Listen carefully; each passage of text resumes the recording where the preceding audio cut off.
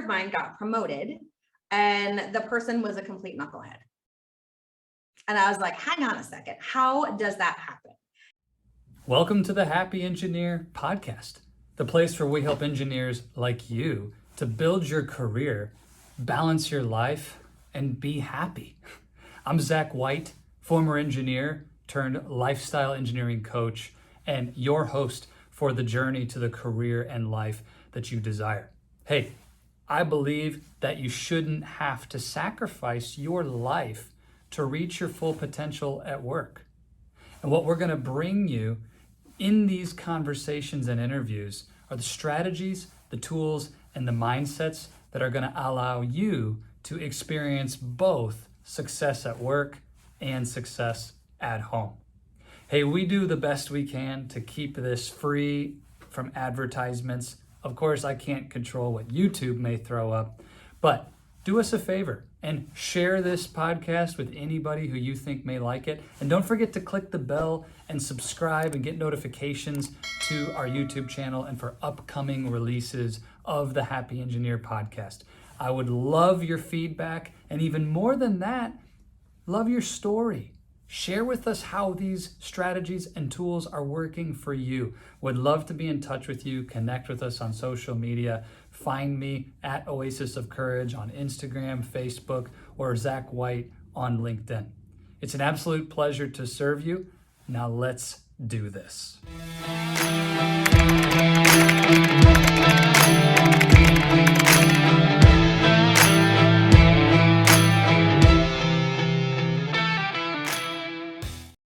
Welcome back, happy engineers. It's so good to be with you for another amazing conversation today with my new friend, Tammy Alvarez, who is very pleasantly sitting in Belize today while I'm starting to freeze here in Michigan. So Tammy, thanks so much for showing us the warm glow of the sun and your smiling face today. Really happy to have you on the show.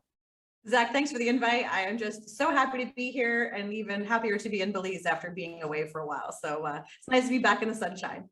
So awesome. Tammy, I want to start with one of the pieces out of your mantra or the message of your amazing coaching. It really caught my attention when you said, I have a break all the rules approach. And I just would love for you to tell us, what does that look like? What does that mean for you to say it's a break all the rules approach to career growth and coaching in your world? I've always been a rule breaker by nature. Even as a little girl, the word no applied to everyone but me, and I was never a very, very good rule follower. So this really came naturally to me as I became an adult. And as I started my career, I started very differently. I didn't have a college degree. My parents were very poor. And I started working, and I had to find success in a different way.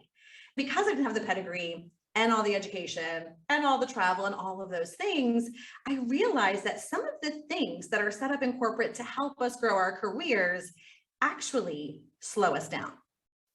And the things that people feel like they've got to do and play by, the rules they have to play by, when you do that, essentially it puts you in the pack with everybody else. I mean, if you want to have a breakthrough career, you've got to do things a little bit differently. Now, you do have to figure out what rules to break and which ones not to break and how to do that. And that's really where I finally figured it out. I made a lot of mistakes in my career, had a really high risk tolerance. And I just figured out, okay, this is really how people can move faster, especially myself. And I was able to do that. And now I coach my clients on, here are the things that you believe to be true. And the reality is they're not. Here's how you reframe those so you can move your career faster and really not feel constrained by all of the things that corporate puts in our way. Because let's face it, as much as they need us, we're not their first priority. And so until we make ourselves our first priority, which requires some rule breaking, then we're really able to see the acceleration that we want to see for ourselves. So I want to unpack a couple of these rules that you're talking about. But first, I cannot pass over the Tammy as a little girl not wanting to follow the rules. If your mom were listening to this, Tammy, and we said, what's one of those stories where Tammy broke the rules? It kind of exemplifies you as a little girl. What comes to mind? You know, as a very little girl, and I'm also a bad liar. So this always comes, that's how my mom knows about this, right? So we lived in a neighborhood that had a community pool. but it was a pretty far bike ride away, and we weren't allowed to go without adult supervision. My mom was busy. She didn't want to go. My girlfriend's mom didn't want to go. So we did the classic thing and said, oh, we told each other's parents that our other mother was going, and off we went to the pool. And as we got there, we had a great time. Everything was fun, the cute boys, all the things. And I was, home, and my girlfriend Michelle and I got into a fight at the pool, and I was complaining to my mom about what a jerk she had been. And like, we were at the pool and blah, blah, blah. And she's like, what? So I ended up selling myself out, which is pretty common in my childhood. But if the rules didn't make sense to me, because there were lifeguards there, I could swim, it wasn't far. So if the rules didn't make sense, then I usually didn't follow them. And that stayed pretty consistent throughout my entire adult life as well. I love that you ratted yourself out, Tammy. I was the same kid. One day I didn't eat the healthy foods that my mom sent in my lunchbox for me, and I didn't even throw them away at school. Like, I knew throwing away good food was not a good thing to do. So I took it back home and put it in the fridge again, and then told my mom I didn't. Anyway, I was that kid too. Same thing, right? Usually if the rules didn't make sense, I didn't follow them. And that really carried through in my corporate. So, it got a little more tricky in the boardroom. So that always made for interesting conversations when everybody felt there needed to be a certain way to do things, and I just couldn't find the logic in it. So a certain way to do things, rules. Give us an example, Tammy. What's one of these either spoken or unspoken corporate rules that holds us back from actually creating the results we're capable of? What comes to mind? What's a good example? The biggest rule that I see holding people back is the rule that if you do good work and you're loyal and you're engaged and you do all the things you're supposed to do, that you will be recognized. And I got news for you. You're not. Until you learn how to self-promote, how to make sure that people see you for the capabilities that you have, and bring your team with you as you continue to gain that exposure, sitting in your seat, being patient, doing a good job, and hoping that's enough is not going to work. And that was one of the biggest things that I was an advocate for during talent planning. Because I don't know, how familiar you are in your career, but it was always a cage match because only certain number of people could get that exceeds rating. You had to put a certain number of people in the bottom 10%, which drove me nuts.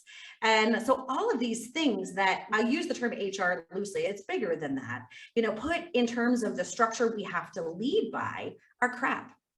And when people feel like if I do the things I'm supposed to do, if I look at the career projection, because all the companies have it, do this, then you'll get this, then you'll get that. And they think if they follow those rules that they will be taken care of. And that just leads to a big hot mess. And people are disenfranchised, and they're really good and talented people are left on the sidelines because they're following the rules. So that's that is the biggest thing that I see that drives me nuts and just holds people back unnecessarily. I remember those cage matches when I was leading my engineering team at Whirlpool Corporation, and you're absolutely right. So Tammy, this rule around do good work, do what you're supposed to do, and I'll just get rewarded, I'll get recognized. Where was the point in your journey where you discovered that's not going to work? I need to have an authentic self-promotion and everything you just described. You spent decades in executive level leadership, so you clearly found this out early on. Tell us, where did you discover that? I discovered it when a peer of mine got promoted, and the person was a complete knucklehead. And I was like, hang on a second, how does that happen? The person was just inferior in every possible way. And those weren't my words. Everyone was shocked. We both went up for the promotion. He got it and I didn't. And that was very early in my career. It's like my first foray into managing managers, right? I was already a people manager. So this is my first shot at going to manage people who manage other people. And I couldn't believe it. And so I really spent some time watching. I'm like, how do people get there then? Because we all know that you look up at the people that are there and you're like, I don't get it. I have no idea how these, you've got some good leaders and you've got some bad. You've got a lot of people that just leave you scratching your head. Like, I just can't see this. And that's when I'm like, there's got to be a different way. And I watched and I paid attention, and I, for once, zipped it because I usually have a lot to say, and just listened. I'm like, aha, now I'm starting to see how this works. And so that was the big point in my career where I was like, not again. That's not going to happen again. This stop and listen point, I can relate to this because a lot of goal-driven, goal-oriented leaders who want big success, we're always taking action, we're always hustling, we're always doing. And to pause and listen can be a real challenge. Who or what were you listening to? So if I want to go back and learn from what Tammy learned in my career, what do I need to listen to if I actually have the awareness to slow down and turn off my mouth for a moment? What does that look like? So what that looks like is you identify the people that are where you want to be. And you're going to have your own personal assessment on whether they should be there or not compared to your capabilities, right? We have our own biases. But when you see them in action, pay attention. Right? What do they do in a big conference room? Are they the ones that are always in the front having something to say, or are they, I'm going to date myself because I'm 100 years old, but like E.F. Hutton, right? Where when he speaks, everybody listens. And at the end of the meeting, they throw out this really compelling, thought-provoking thing and just leaves everybody like walking out, scratching their head. Pay attention and watch. Who are they spending time with? Who do they have the best relationships with? And what do people come to them for where they won't go to anyone else? And when you start to look at that and watch how they behave and listen to how they contribute to bigger conversations, you're going to start to see trends and patterns. And you're going to realize I've got to build my power base, which is what I call it now, your infrastructure of people that are in your circle. And you've got to really know when it's time to step in and when it's time to just let other people lead and then provide that guidance. And so those are the things that I started to pay attention to and realized I was making some big mistakes. I spent so much time making sure my work was good that I didn't spend enough time making sure I was building the right network, that I was building the right brand, and that I was seen as an expert in something that was in high demand and in short supply, which I was, but no one saw me as that. In my career, I was a transformation expert. So I was a turnaround queen for all the things that were scary and big. And I love that stuff. It was an adrenaline high and I really enjoyed it. But it took a while and a purposeful approach to get people to see me as that versus just working the 70 hours a week to make sure that this looked easy. And that, oh, this is a piece of cake because, we didn't hear any collateral damage. There was no glass broken and everything was fine. The idea of which rules to break came up earlier, and you just alluded to your outstanding career success in turnaround and transformation at the highest levels in the financial sector, and just incredible. Mentioned it in your bio, and I hope everybody goes and looks up Tammy's work because there's so much to learn from. But maybe inside of a story, we can start to tease out where do we learn which rules to break and which ones to follow. So if you would just take us back, here you are, you're a C-suite executive, you're leading these big teams in incredibly challenging projects to turn around the business. Where would you go back to if I just said, what was one of the toughest moments Tammy faced in that journey? And in going through that, which rules did you follow? Which rules did you break? Yeah, so I'll talk about the one that I broke and shouldn't have. And this is how you learn. And the one rule is to never underestimate the pack mentality. And I'll give you a very specific example of where this bit me in the proverbial behind. I am a New Yorker, Wall Street girl. I was with Bank of America. It was right after they did a big acquisition. The corporate headquarters was moving from New York to Charlotte, North Carolina. And they relocated me and my family and all this stuff. Now, I'm a Wall Street girl. I'm used to people throwing F-bombs in meetings, strip clubs, steaks, cigars, nothing fazed me, right? Because it was just how New York was. And then I go to North Carolina and I'm like, everyone is so nice and they're so sweet and like all these things. But I was feeling a bit frustrated because people didn't move as fast. They didn't get it. And I told my boss who came down with me, I'm like, I used to swim with sharks and now I feel like I'm swimming with a bunch of minnows. And I'm like, it's driving me nuts. And he laughed. I love my boss. He was one of the biggest influential people in my career. He's like, you, my dear, are not swimming with minnows. You are swimming with dolphins. And dolphins can kill a shark when they're in a pack faster than anything. And I was like, that was just a giant eye-opening moment for me because he's like, people don't trust you. And I'm like, what do you mean people don't trust me? I felt like I was the most trustworthy person on the planet without, an ill intent for anything. And it was just the fast talking, the fast thinking, the fast everything. And I didn't adapt to the people I was with. And that was the rule. I'm like, no, I am the leader. You've got to follow me.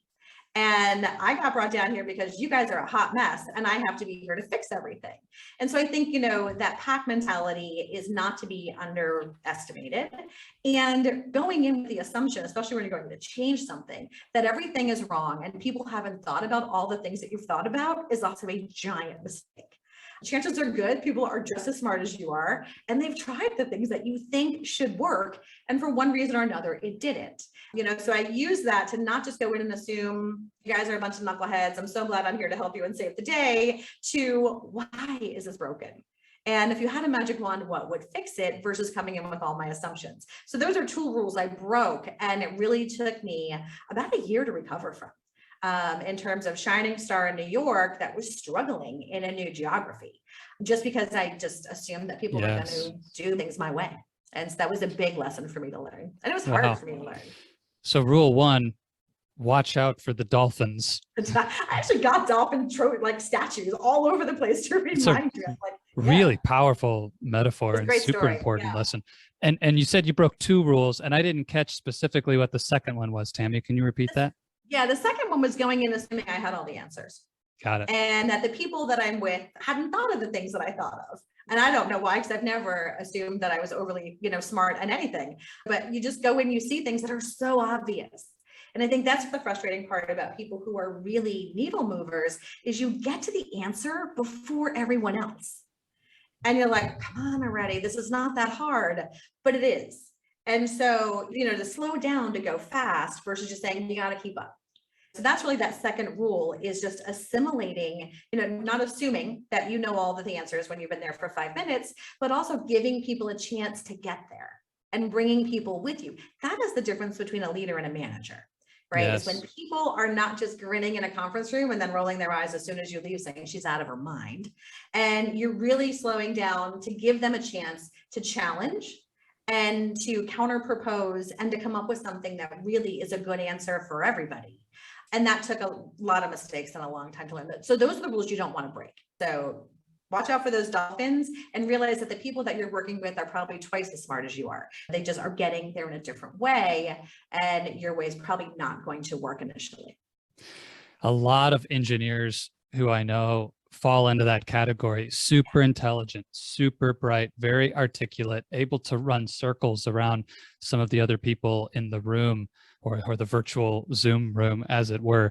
And it's tough, especially if it's people outside of engineering, where they just don't want to slow down and give those people the time to understand and come with. Yeah. So, whether it's the people I worked with in my career or the leaders I coach now, there's always that point where being the smartest person in the room is no longer the role you need to play to lead, to what you just described, Tammy. And how would you advise someone if they're in that place of frustration? Like, can't these knuckleheads around me please understand? I'm so far ahead of everybody. If that's what they're feeling, what would you coach somebody on if that resonates for them? So when you have the answer and people are not there with you, and I'm with you, I manage technology teams a lot, big financial product type things. So, there were definitely, everyone in the room was smarter than me, right? But when you've got the answer and other people aren't getting there, there's usually two reasons why. One is fear, two is vision. And so the first thing you need to do is unpack the vision. Do we agree that the ultimate strategy, that the ultimate success criteria is where we should be headed? And you got to give people a chance to say, no, I think this doesn't work, or I don't agree with where we're going. And if people agree on the strategy, then you got to go one step further and say, do we agree how to get there? Because most of the time people are going to agree on a strategy. Yes, we all want to generate more revenue. Yes, we want to be more competitive. Yes, we want to be more cost efficient, all of those things. But how you do it, that's where things go off the rails. And so, and engineers and people that are, there's a way, there's one way, right? There's this way, and realize that there may be more than one way to do that. So giving yourself the grace to accept other ideas. But, so if people are slow, confirm that you agree with the end result and then confirm you agree on the path forward. If those things are in sync, then you're unpacking fear. Change is hard. Big change is even harder. And people don't fear change necessarily, they fear loss. And so most of the time when people are digging their heels in, if I told you you're going to win the lottery and be a multimillionaire, that doesn't terrify anyone. That's a change, but no one's afraid of that. So they fear loss. You need to figure out, what do they think they're going to lose by us doing this? And sometimes they're right, in terms of, yep, absolutely. When we automate this, a third of the workforce is no longer needed, right? And so it's not like everything is, sunshine and roses, but there's also a lot of things that are misplaced. I'm afraid of, not being able to do my job or lead my team or service our customers or whatever. And you got to slow down and unpack that with them in a collaborative way so you can move faster. Because if you rush through that stuff, it's going to bite you in the end. You might think we're hitting deadlines, everything is great. And then you either go to get adoption and everybody's like, I call it giving a cat a bath. Right? This cute little fuzzy cat now has 900 legs and they're not going in. It turns into that where you're like, what happened? We had another governance meeting, all these things. Why is it blowing up at the 11th hour? Because you didn't go back and check out those things, right? And you didn't unpack that. So typically those were the most common reasons where I got resistance and needed to learn how to adjust my style. I think this is an incredibly important distinction that, for one, if the team's not with you, look at vision and look at fear. That's huge. And then people don't fear change, they fear loss. And this whole conversation, Tammy, it's really resonating for me. And it's part of why my company and the coaching that I do is through it's Oasis of Courage.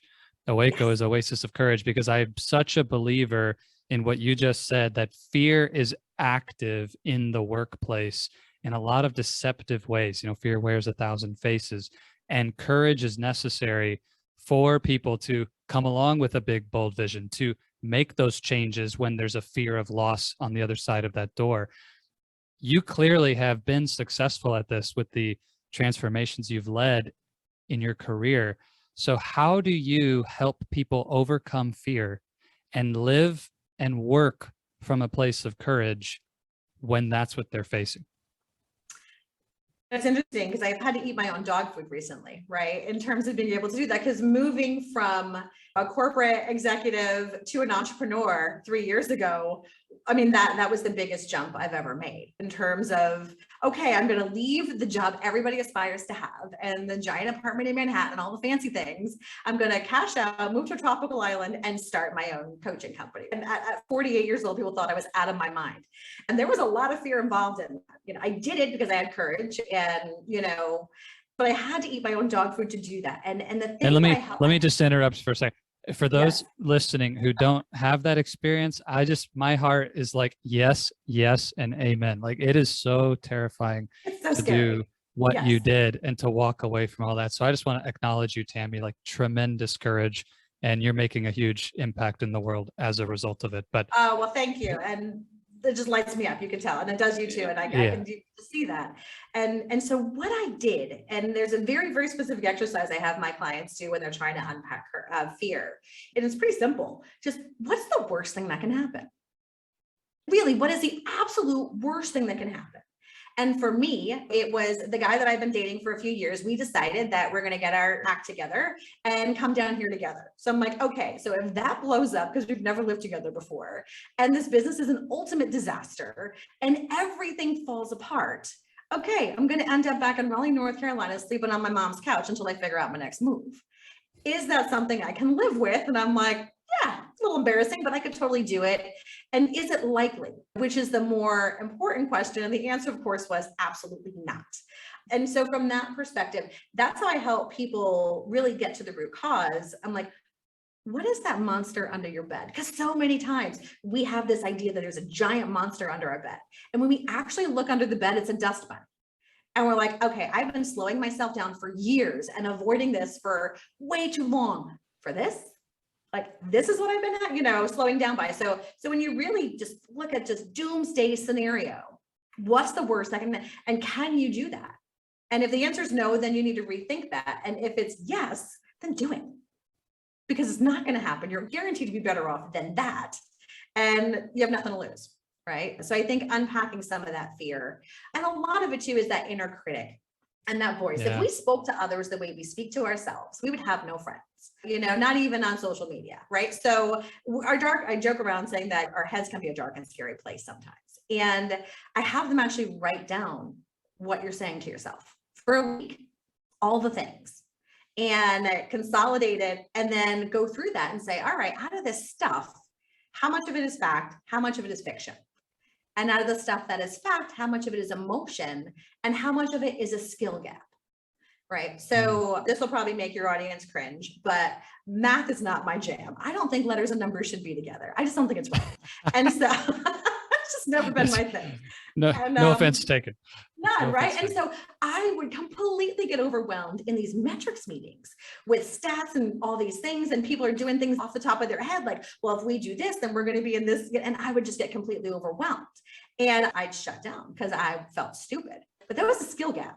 So I could actually go to someone who knew that and could help me close that gap, versus the inner critic saying, I'm not good enough, I'm not strong enough, I'm not like the others. And so it's important to break those two things down and deal with them very, very differently.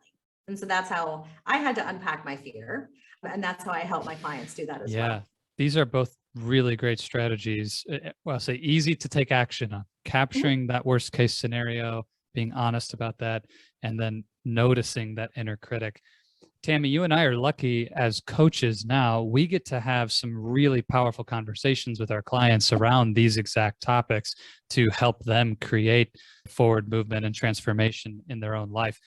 If we go back, though, I'll be honest, when I was an engineer in my career days, I was not having these kinds of conversations with my team, my direct reports. And when I was rallying people around my vision for a project or for a particular strategy, we weren't at the conference room table saying, so what's the worst thing that can happen? Tell me about your deepest, darkest fears.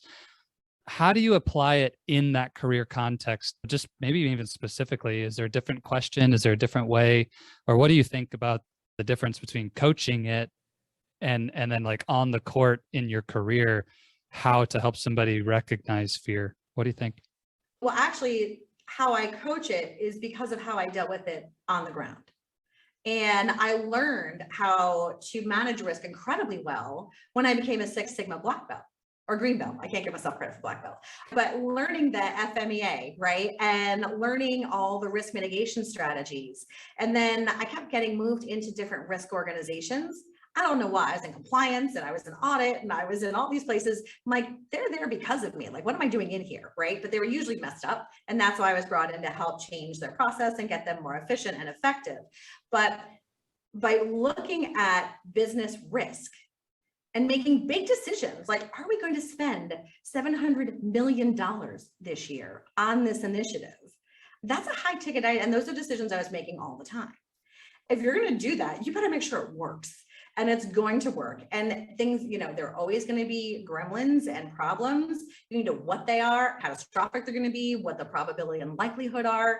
So looking at project risk and looking at program and initiative risk is really what inspired me to coach in this way, in really helping quantify what feels like the unquantifiable. And I think in helping people get through change, because again, fear is all over the place there. It was very natural for me to help them see, okay, you're pushing back for a reason. Chances are good you know way more than I do. So let's talk about all the things that could go wrong that you're worried about. And then when you do that, okay, how are we going to prevent them or detect them or whatever? And so it's that marriage of helping people move through change successfully and helping at a programmatic level identify risks and mitigations, and doing that together all the time for 15 years. That felt very natural for me to be able to, this is how we unwind this in a coaching scenario. So it was I love pretty that. fortunate I had that experience going through my career.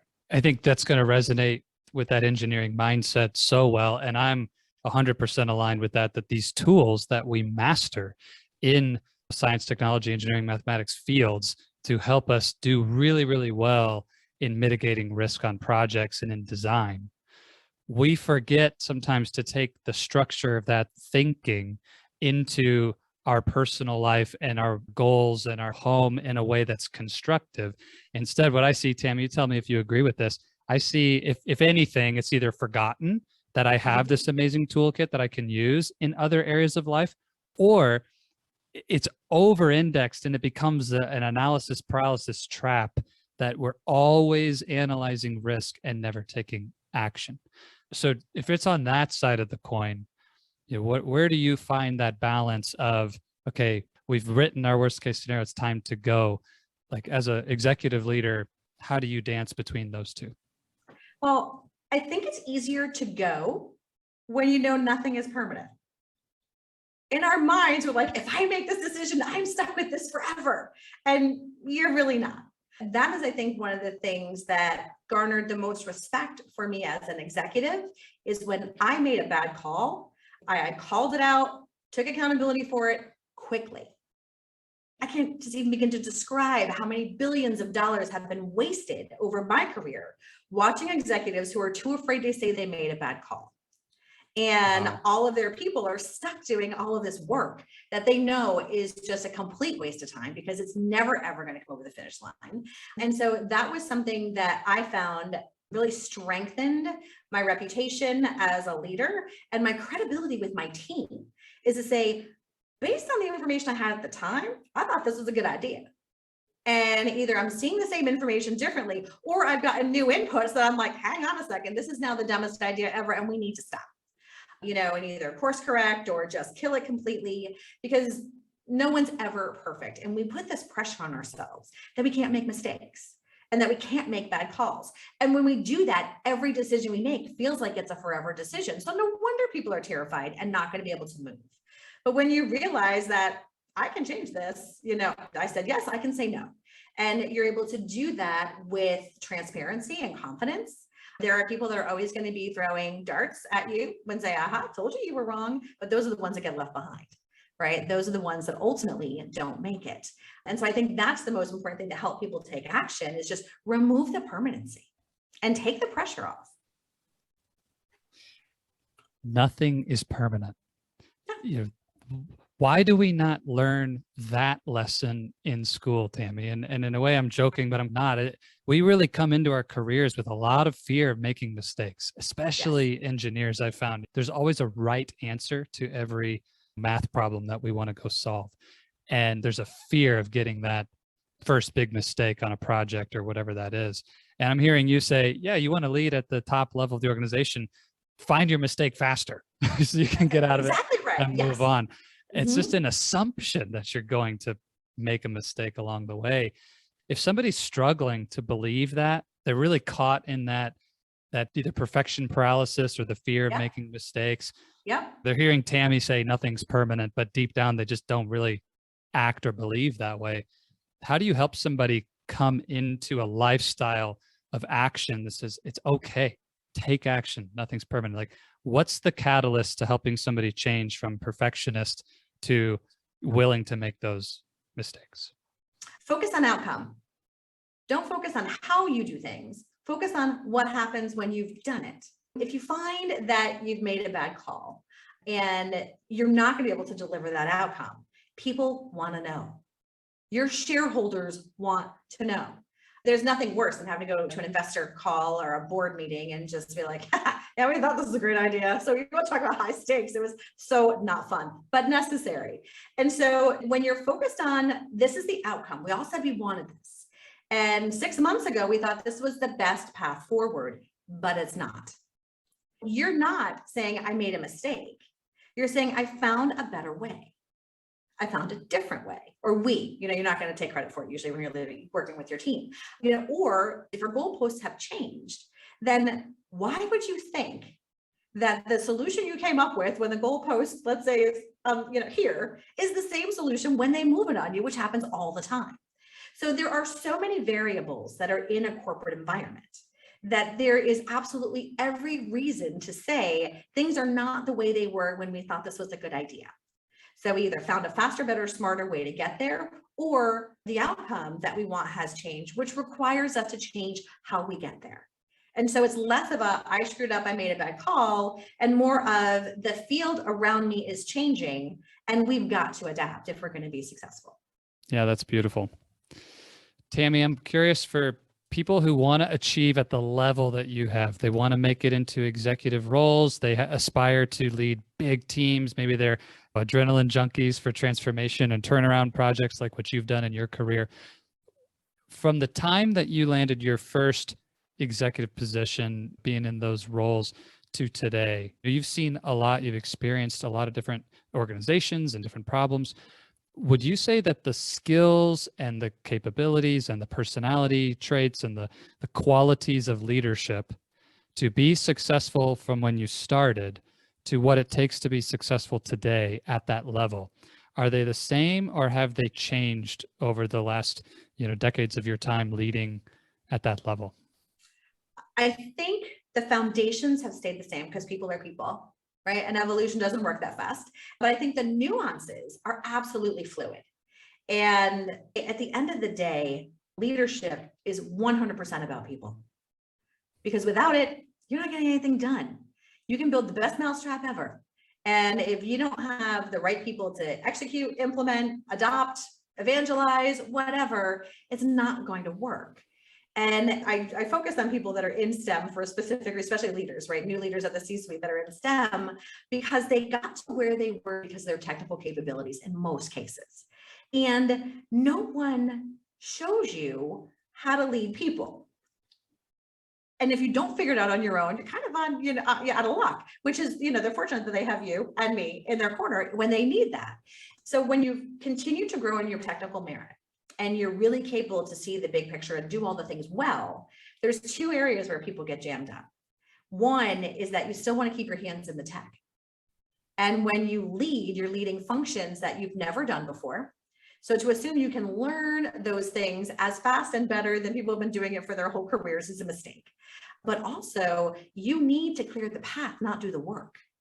And I find people that have a technical background, they have a harder time leading because they're so used to doing.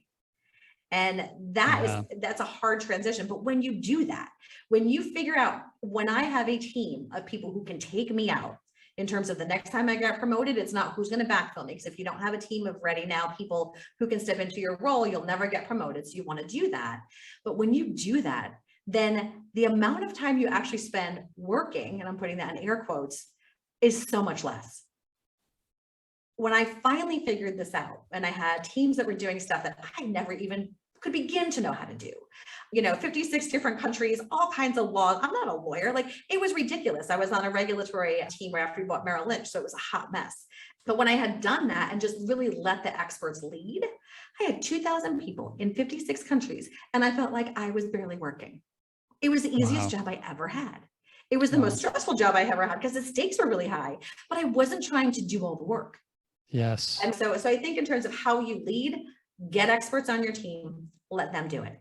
Show them how to lead, trust them to get the work done, and give them not only the room, but the mandate for them to come and tell you that your baby's ugly.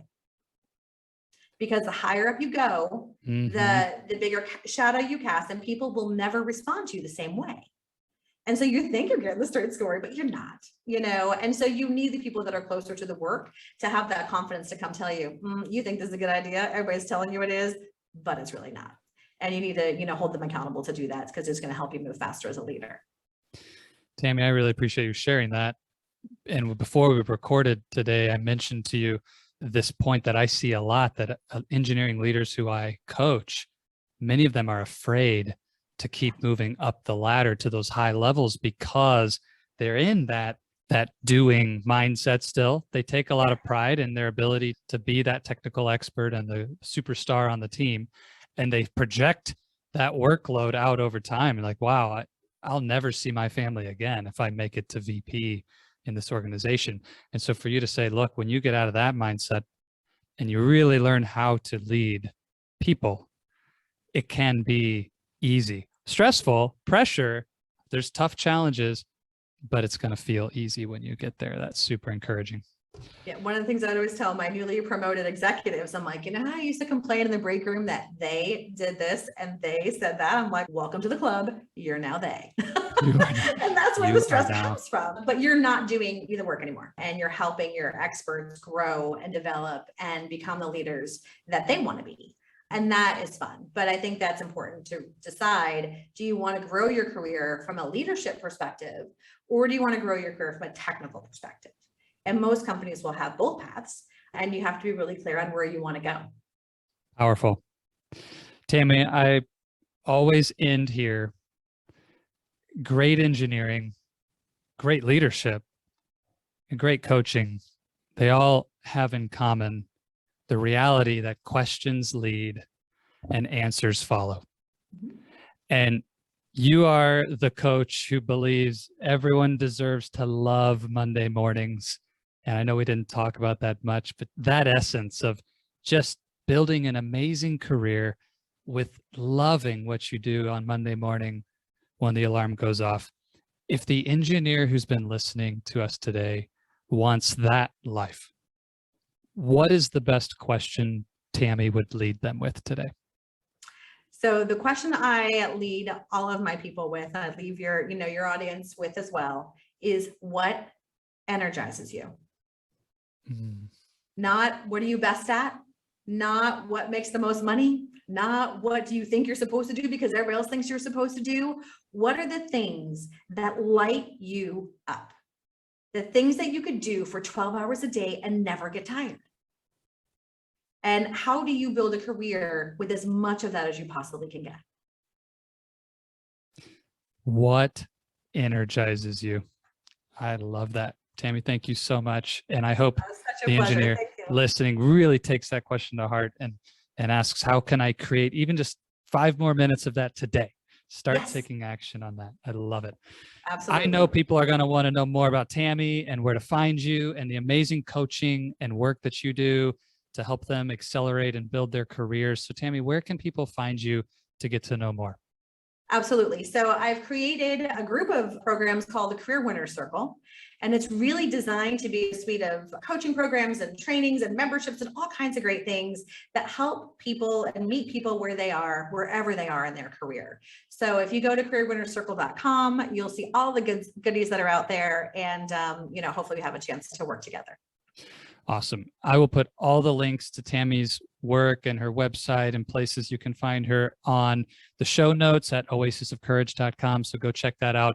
And I can tell you, Tammy has led transformation and turnaround change in huge organizations with thousands of people. And she can absolutely help you at a personal level with transformation and turnaround right where you're at. So please check out Tammy's work. You will not be disappointed that you did. And Tammy, thanks again for making time for us today. Zach, thanks. It's been so much fun. And I'm really glad we had a chance to meet a few months ago. This has been great. Thanks. Hello, my friend. Zach White here again. And I wanted to let you know that's all we've got for this episode of the Happy Engineer podcast. Thank you so much for investing your time with me today. It is an absolute pleasure to be able to bring you this content. Just as a reminder, it would be amazing if you would subscribe and share this episode with any other engineers you know who may benefit from this.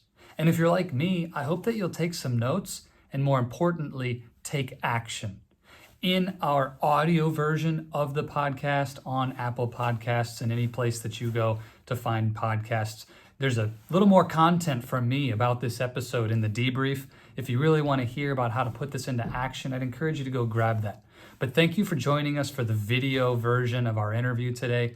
And again, can't thank you enough for helping us to get the word out about the Happy Engineer podcast and what we're doing. If there's any way we can serve you, would love to do that. Go find us at oasisofcourage.com or reach out to me on social media at Oasis of Courage. And don't forget again to subscribe and click the bell to have notifications of upcoming releases of new episodes of the podcast. As always, I want to leave you with this. If you stay in your comfort zone, you're not going to grow. So let's crush comfort, create courage, and let's do this.